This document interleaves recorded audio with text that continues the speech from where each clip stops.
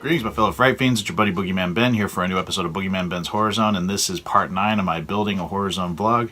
Told you guys I was going to do 2 this week, and today's is going to be talking just a little bit about this week. I've actually gotten some great writing done this week, and I think bringing doing a couple of these this week has really helped. The last one I talked about was, what was the bridge to, loving horror and getting into the horror genre.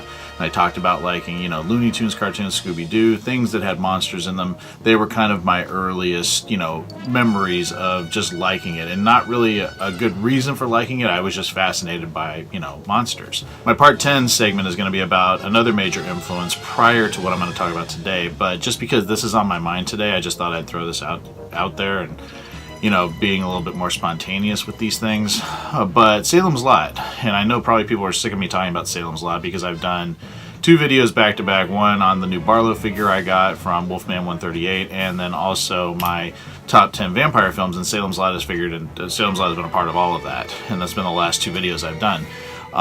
But Salem's Lot is just, I'm bringing the Blu-ray in here. I have it on Blu-ray, DVD, and I still have my old VHS tapes from 1993 when I bought them at Suncoast. It was the 2 tapes, and Salem's Lot is now on Shudder. It's been on Shudder.com, which is a site that I talk about quite a bit, a app that I talk about quite a bit. I absolutely love Shudder.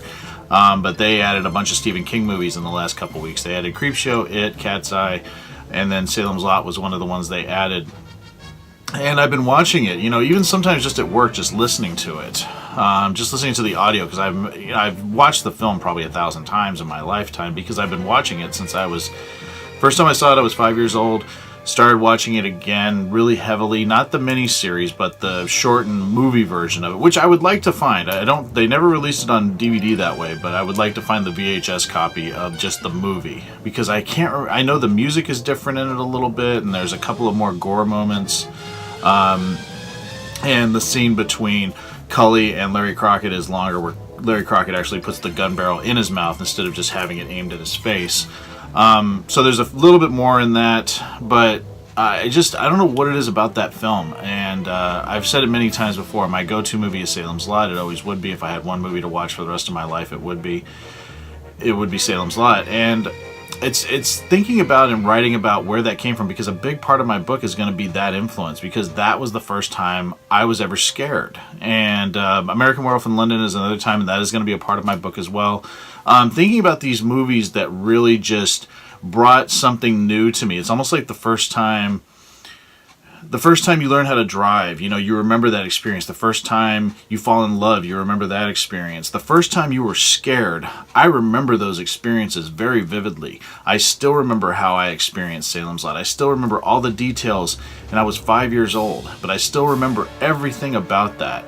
And it's really important and really interesting to listen to parts of the movie and watch it again on Shudder, and just remember what I went through the first time I saw that image. The first time I saw the image of Danny Glick outside Mark's window. The first time I saw Mike Ryerson sitting in that rocking chair in Jason Burke's house, which I still think is one of the scariest scenes in any horror movie. It still terrifies me, and a lot of it has to do with the late great Jeffrey Lewis's performance, the way that he kind of twists his body up and his head, and there's so many cool things that he does to make that performance just stand out and shine. But yeah, it's been a lot of fun writing about Salem's Lot, because Salem's Lot is the biggest bridge into horror. Outside of the cartoons and the things that got me interested in monsters, Salem's Lot changed my life, even at a very young age. It was a movie that just really... I was fascinated by duality, and I think that's what I'm finding out about a lot.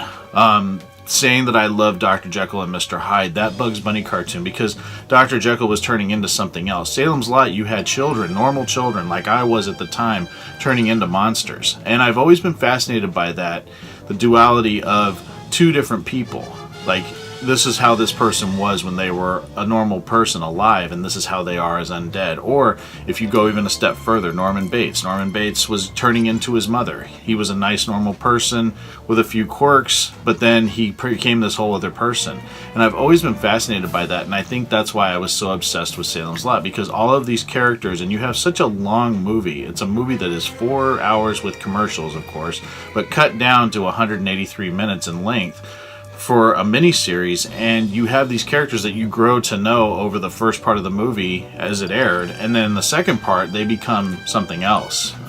It's fascinating to me that as such a young child I was interested in that. I was watching Salem's Lot when I was 7 years old. My dad's wife at the time had recorded it for me, and I watched it every Saturday that I stayed with my dad. Every Saturday morning I would get up, I would get my bowl of Fruit Loops or Fruity Pebbles, sit down in front of the TV, pop in that tape. I learned how to work the VCR really quickly, and I watched Salem's Lot over and over and over, to the point of my dad was sick of me watching it. He was like, "Are you watching Salem's Lot again?" I still remember him yelling that from his bedroom when they were asleep, and I was up at 6:37 in the morning watching it. It was an obsession. It was an obsession with me. And I think so much to the point that, you know, when my wife and I started dating and we went to the town where it was shot in Ferndale. And, you know, I've said I proposed to my wife in Salem's Lot. I mean, it was Ferndale, but it's where my favorite horror film of all time was shot. And we spent our honeymoon there and her birthday, and we went there before we bought our home 9 years ago. I've been there 5-6 times. And the first time I remember going to Ferndale, I was very young. I was 14. I was on a family trip. And I had no idea that Salem's Lot was shot in California. I thought it was shot in Maine because they talk about it being in Maine. And as a little kid, before there was IMDb and all this stuff, I thought that it was shot back east. And even had a cousin who watched the film with me. My older cousin John watched the film with me when I was a little kid and told me, "Oh yeah, they probably shot that in Maine." But we were in Eureka. It was a family trip. It was right before my freshman year of high school. And we drove back from Eureka. My uncle Erlen and my grandmother and my grandfather and my mom and my cousin and I were all going back home. And we saw a sign for a town that said Ferndale. And it had the pictures of all the beautiful Victorian homes. And I don't remember who suggested we go to it, but they were like, "Oh, you know, let's drive through this town." And I still remember the deja vu of me looking out the window and noticing buildings that looked very familiar. Because at that point, I'd probably watched Salem's Lot 150 times. And I was looking out the window, and I'm like going, "This town looks really familiar." And we went to this one street. It was a street that they used to shoot where Straker's Antique Store was. And I recognized the street because the street dead ends and you have to turn around to go back unless you go up one of the side streets. And I'm like going, "This is crazy. I know we've been here before. I've been here before, or I've seen this in something." And then I started thinking, this looks like Salem's Lot. This looks like the town that's in my favorite movie. And no one believed me. And then come to find out, I bought a magazine. This is like 10 years later. I was at a comic convention. I bought Cinema Fantastique, Volume 9, Number 2, and I still have it. And I bought this at a convention because I remember seeing this image somewhere. I don't remember where, but I remember seeing this magazine, and I wanted to buy it, and just because anything was Salem's Lot. There wasn't a lot at the time. But buying this, and then I'm flipping through it, and I remember opening up the front page, which is opening up to the article right there. With the image of Barlow, Danny Glick, Marston House, and then when Ben stakes Barlow at the end. But at the very bottom here, where it shows the image of the Marston House, it says production designer Mort Rabonowitz built this replica of Marston House on location in Ferndale, California, and my mind just went. I was like floored. So the very next year. My girlfriend and I at the time were coming back from visiting my uncle in Oregon, and he suggested that we take Highway 101 instead of Highway 5 and go the coast route back to the Bay Area. And it struck me, we're going to drive by Ferndale. And I didn't have a camera with me at the time, but we drove through the town, and I was like floored.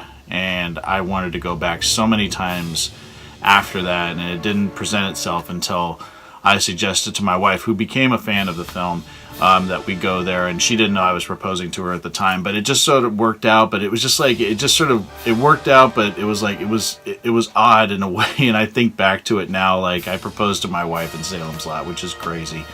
But I'm going all over on a tangent here, kind of. But this film, Salem's Lot, is like a friend of mine, and everything about it, from the locations to the actors to the fact that it was a Stephen King novel, my favorite Stephen King novel, which I have 4 copies of in hardback. I absolutely just love everything about that film, and it's a major part of this book, and it's a major part of why I wanted to do this book. It's another reason why I wanted to write this, because I am so passionate about the source material. Yes, there is a fantastic book by Tony Ershaw, but this is more why this film impacted me so much. And exploring that in this book has been very fulfilling and very fun, and a complete trip down memory lane, and I'm so excited to talk more about it in the book. But yeah, I wanted to that's what is on my mind today. So again, sorry for the abundance of Salem's Lot themed videos the last couple that have come out, but this is really a big thing that I wanted to talk about today. The next one I'm going to do is going to be what I initially had wanted to talk about in this segment, but Salem's Lot took precedence over this one today, because that's where my head's at. So let me know what you guys think. Again, I really appreciate everyone giving me feedback on these videos. I'm having a blast doing them, and I really am getting my creative juices going again. I really feel better about what I'm writing and my focus. And all of this has led me to think about what I'm going to do after I do this memoir. I have another idea, which I won't talk about until this one is completely done. But I'm starting to feel better, and I'm starting to feel like things are working out and creative juices are going. I'm really excited, and I want to thank everyone for the support.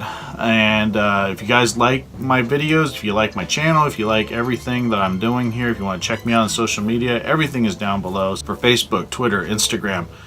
Like my page, like the channel, subscribe to me, give me a comment down below. Let me know what you guys think about all this stuff that I'm doing. It really means a lot to me, and I want to thank everyone for their time, and stay tuned for more great stuff coming real soon. Take it easy, stay scared as always. Peace.